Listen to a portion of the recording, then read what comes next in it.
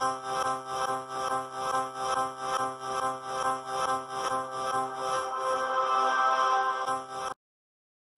to the Lazaro Hive. I'm Ryan Lazaro. And I'm Matt Lazaro, and today It's protein. Protein Day. Protein. All the things protein. Whey protein, casein protein, isolates, Concentrates. concentrate, Milk-based. Plant-based. flat-based, yeah. All the aminos. Meat-based. People-based. No. Hemp. Hemp. Hemp, that's another one. Well, I mean, there's a bunch. But anyway, so we want to dedicate this episode to talking all about protein. Especially, we're going to start off with the protein myths. We're going to do a little protein myth busting today, right? Ryan, I think you have brought some There's some ideas here for some protein. So we're just myths. we're just randomly searching what's on the internet, and then whether it's actually considered a real myth or not, one of them is when people come in, they're like, hey, I want to only use natural things. I don't, whey is not natural. It's a steroid. You're right. It is a steroid. No, no. Protein is okay. So here's the problem: is we start using words like natural, and then another word people throw around is chemical and things like that, and then another word is steroid, which has a steroid is not. If it doesn't say anabolic steroid, it's not an actual that type of classification of a steroid, right? So Yeah. Protein is not a steroid, number one. Number two, protein is from the majority of the proteins that you get are usually going to be milk-based, especially if they're supplementing, or they're going to be pea-based, rice-based, hemp, quinoa, casein, all these different ones, right? And so here's the thing. It's still derived of food. And if you're using terms like natural, the issue is like I can make a strong argument that nothing is natural, right? In terms of the water that you drink, down to like even the other foods that people partake in, especially if you eat vegetables, the likelihood that you are doing something natural is very unlikely because the vast majority of vegetables are all genetically modified, right? Yeah. Here's an example: broccoli, cauliflower, kale. What else? Zucchini, squash. No. No. So broccoli, cauliflower, kale are actually all the same plant. Literally the same plant. Oh, that's where you're going with it. Yeah. Where were you going? All right. Anyway, so he's talking about your favorite vegetables or something. No, and so the thing is like. It depends on what level of processing would you consider something natural, and if something's not natural, quote unquote, does it decrease its effectiveness? Does it decrease its nutrient profile, absorption rates, and different things like that? And in terms of protein powder, your absorption rates are generally higher than when you eat meat. Not all meat, but the absorption rates and bioavailability of most proteins are extremely high. And then most protein powders are even higher. Yeah. So that's just a very convoluted way of saying they don't want to take a supplement, even though there's a lot of things people probably do that are essentially equivalent to a supplement in their diet, like Hot Pockets, chicken bakes. Chicken bakes. So we got another one here. It's you can only absorb 30 grams of protein. Yeah. So the interesting thing is, all the research says if you consume 100 grams of protein, you're going to absorb it all eventually. Yeah. Whether you absorb it all right then and there, probably not, right? It's going to take, if you eat a big ass steak, it's going to take a long time to digest it and utilize it. And so if that steak yields 100 grams of protein, you're going to get the amino acids from it after your body's fully breaking it down, absorbing the aminos in your intestines and all that fun stuff. So it just takes longer. So that's a myth. Whey protein causes inflammation. Oh yeah, we just talked about this earlier. So it's when there's claims like this, the thing I like to say is, okay, you have to prove it. Now you with the claim you have the burden of truth laying on you, and they can't prove that. So what ends up happening is generally when people have a poor response to certain things, whether it be whey protein or anything that you want to say that's causing inflammation. You can't prove it. That's the problem, right? And so, what is whey protein? Whey protein is derived of milk-based protein, and then we extract the whey from the different parts of the protein. No way. Yes, whey. And overall, what you're doing is you're ingesting an isolated form or concentrated form of whey protein, which, if you are intolerant to dairy, if you have digestive issues that give you other intolerances or digestive issues with things that are like dairy, you're going to possibly have an inflammatory response. So does that mean that across the board it makes everybody have an inflammatory response? Absolutely not. Like that's a complete fallacy in that sense. Sorry, I'm like knocking things over right now. So yeah. I was gonna say, what about people that are like, hey, I don't want to take whey protein because I don't want to get too big? Yeah, so I really wish it worked that well, because with the amount of whey protein I've consumed, I wish I should be much bigger. Like me. Yeah. But it's not working for him. We're going to fight on live camera right now. But yeah, no, we do have a lot of customers in the past, and even current to date, men or women saying, well, I don't want to take protein because I don't want to get too big. That? Yeah. Men say they don't want to get too big? There's some. Depends what you're talking about. They do sell a lot of everything. That's true. But yeah, I mean, there are men like, I just want to, stay a little leaner and cut, but I want to get too much muscle. Yeah. Don't worry. This is what I tell them. Don't worry. You are not going to get too much muscle. You try. I dare you to try. I dare you to try to get too much muscle. Yeah. I mean, essentially, protein is protein, right? In terms of what's absorbable. And most whey protein will yield about 25 grams per 100 calories or so. And in that, you're getting about 5 grams of the branched chain aminos. Yes. Generally, I think. Maybe it's 5 grams of leucine specifically. But nonetheless, actually, no, it's 5 grams total, about 2.5 of leucine per 25 grams of protein, which is the main mediator for what's called the mTOR pathway, which promotes muscle growth. But this is it's a toggle, right? It turns on, it turns off, it turns on, it turns off. And so it would imply that if you consume something like whey protein, that you can turn that switch on and leave it on, which in some instances, a great example of this actually happening, and it's a genetic, I don't want to say modification, because I believe it was done through breeding, or those ginormous cows. Oh yeah. They call them double muscle. That's evolution. No, that's selective breeding. Selective breeding, evolution. I wish, man. I want some. So they actually have a gene that suppresses the off switch. So they are always growing muscle, and they don't do anything. Well, they have that with some young children, right? Some, not as much as you think, but there's also these dogs like whippets. You've seen those dogs? It's a breed called a whippet. And there's a few of them that are freaking just jacked. They look like those cows are just all jacked up. Is it the myostatin blockers? Yes. So the myostatin blocker basically suppresses prevents the off switch. So it's just constantly signaling muscle tissue growth. Here's another one, but I think it's because how it's marketed. A lot of protein is marketed toward only muscle building, only for bodybuilders. Is whey protein only meant for someone trying to gain muscle? Yeah, absolutely not. I mean, that's the thing.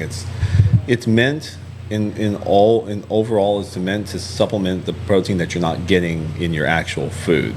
And it's easier for a lot of people to just add a protein shake here and there rather than eat more meat, for example, primarily because animal-based proteins are more complete overall, right? Yes.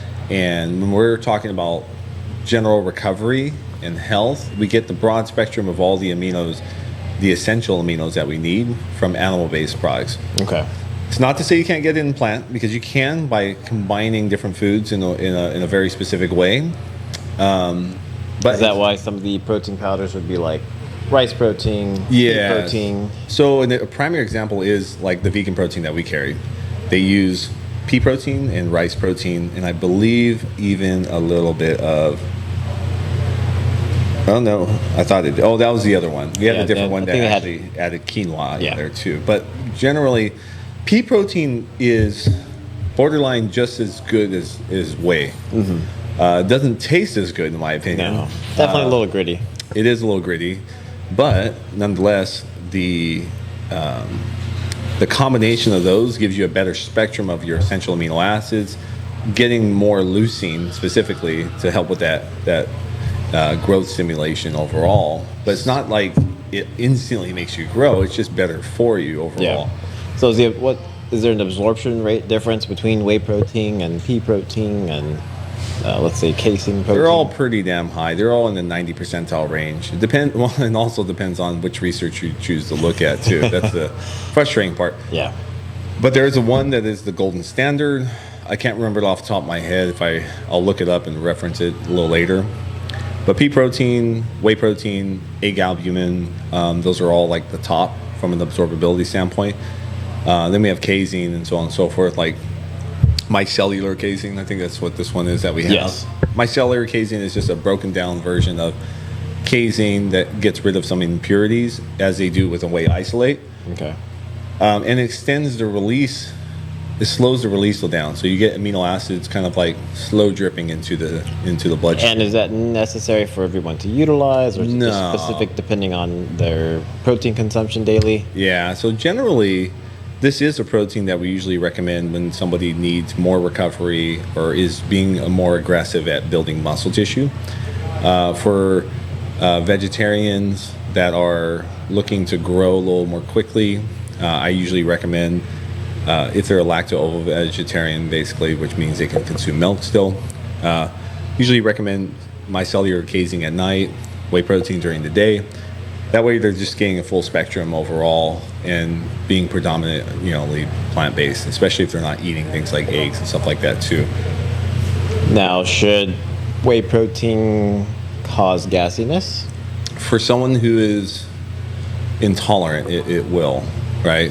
Or some issues in general. Gotcha. So like you are okay with the concentrate. I, on the other hand, Yeah. am not. Yeah. I could tolerate little bits of it, but generally, if I don't have a pure isolate, I'm going to have a bad day. Or people around me are going to have a bad day, Yeah. you know? Just a little bit. A little root. So then that's where the protein isolate would come into role then. Yeah, so if you're like me and you're severely lactose intolerant and you want a protein that's going to have great absorption rates along with just a great amino profile, the whey isolate is generally the best, I would say. Okay. Otherwise, it's not necessary to have that much more of a pure protein than a regular concentrate. Like this is a concentrate, right? Yeah. No, this one's a blend, but Yeah. Well, it's still using like mostly concentrate. Yes. Yeah. The number one protein in there is still concentrate. So, yeah. I mean, in that instance, it just all depends on the person. Then. And how would we categorize collagen protein? Would someone include this in their total protein intake for macros? Yeah, so they would include it in their total calories, but I technically wouldn't include it in their total protein because it doesn't yield the same percentages of aminos, right? But the purpose of collagen is completely different, I would argue, than using like whey or pea protein and stuff like that. One of the things there's bigger misconceptions, arguably, when it comes to collagen. Some of the claims on collagen is that it actually can reverse aging type of things. It doesn't necessarily do that, but what it has been shown for in some smaller studies is that using the peptide form of collagen, you'll be able to absorb those aminos in a way that are going to help with skin elasticity preservation. So wherever somebody is, and this study was done when women are ages between, I believe, 35 and 45. Okay. So what they noticed was the preservation of skin elasticity was there. There's also more prevailing research coming out that shows that it could be really useful for athletes, mainly because it could help with joint repair and all that fun stuff. What about the skin, nails, not the skin, but the Hair. hair, So nails. most people, it just generally they experience. Most people just generally experience faster hair growth and nail growth, anyways. Just with overall Just total for consumption overall protein? consumption of protein, Okay. but specifically collagen protein may accelerate it due to the profile of the aminos. Because at the end of the day, what you're getting from all protein, and this is why you can be successful with a plant-based diet, but you just have to be more specific with what you're eating to get the full spectrum of aminos. Yeah. It's significantly easier with animal-based products, significantly. But I work with quite a bit of plant-based dieters or people who do it for religious purposes or so on and so forth, and we just have to use alternative ways to fill the gaps, because maybe if the circumstances were different, meaning if you lived in a country where certain things were more readily available, in a sense of and more cost effective, because arguably some of the plant-based foods that are higher in protein are maybe not as cost effective. Yeah. It's definitely cheaper to buy chicken or steak than it is to buy some of the plant-based products. But also you could supplement. The branched chain amino acids, the essential Well, aminos. specifically the EAAs, because they have the branch chain, so you're getting the high content of the leucine, along with all the other aminos that your body does not. Gotcha. So the essential amino acids. Yes, is better suited overall for someone that has a plant-based diet that is pursuing more muscle growth for one, but then also needs generally better muscle tissue recovery. And that usually stems from just the lack of diversity in the aminos in their diet. And should this be something they can consume throughout the day, more prioritized around the time they work out? So I generally throughout the day or before and after a workout, doesn't matter, because the whole point is to get those aminos into the bloodstream in a pulsating type of form. So likewise, even with anybody, the one thing that is relevant is protein timing. So if someone is being aggressive at trying to build new muscle or recover more quickly overall in the way that they're training, getting protein every 3 to 4 hours does make a difference. But consuming protein directly after a workout is not necessary. There's this misconception of an anabolic window. And we were taught that. Oh yeah, Like hey, consume 20 it years ago. immediately after. You're like, you're going to lose all your gains if you don't consume Have your it. shake made and slam it down. Then have a meal immediately after. Yeah, and the funny thing is the window's actually upwards of 24 hours. Holy smokes! But that's also why constantly getting enough protein consistently is In the end, consume Yes. protein consistently. Yes, specific to the goal. Yeah. Right. And generally, if you're getting roughly a gram per pound body weight for some people is probably enough. Otherwise, if you are a little more overweight, if you're 300 pounds, you probably don't need 300 grams of protein. Yeah. You might need at least maybe half of that, depending on where your muscle mass is. Muscle mass usually determines how much protein you should intake. And as far as protein consumed on non-workout days, is it essential to still consume the same amount? Oh for yeah, training days? absolutely. Mainly because that's when your body's recovering anyways. You're always in a perpetual state of going catabolic, anabolic, catabolic, anabolic. It's like a toggle. It's just constantly turning on, turning off, turning on, turning off. And so despite training or not training, you're going to need it anyways. And most of the time people don't need to start changing, fluctuations of calories or anything like that generally. Some instances it does constitute it, but generally it doesn't. I think that's where a lot of people sabotage themselves, is where they're staying on it Monday to Thursday, Monday to Friday. They let themselves go a little bit, and they probably under-eat protein on the weekends because they're going out, they're making plans, they're eating more higher carb, fattier meals than protein consumption. So they end up possibly doing more damage in a few days for all the whole work they did prior to that week. It's possible, it depends on the goal, right? Yeah. So if someone's goal is total weight loss, generally consistent protein intake is going to help from a metabolic standpoint, satiety cycling standpoint, nutrient absorption standpoint. But, if they're within their calories, the one risk that they run by going too low on protein maybe is some muscle loss, a little bit. But that always comes down to what they're actually doing. Yeah. You know, so if they're just laying around all day, Probably okay. probably okay. Yeah. But what usually happens is when you consume less protein than you normally do, then satiety signaling goes up, appetite goes up, urge to eat more goes up, and then you start feeding yourself with foods that taste amazing, and you just downward spiral of self-sabotage and just start falling apart, you know. Speaking of which, fall's around the corner. Oh, yeah.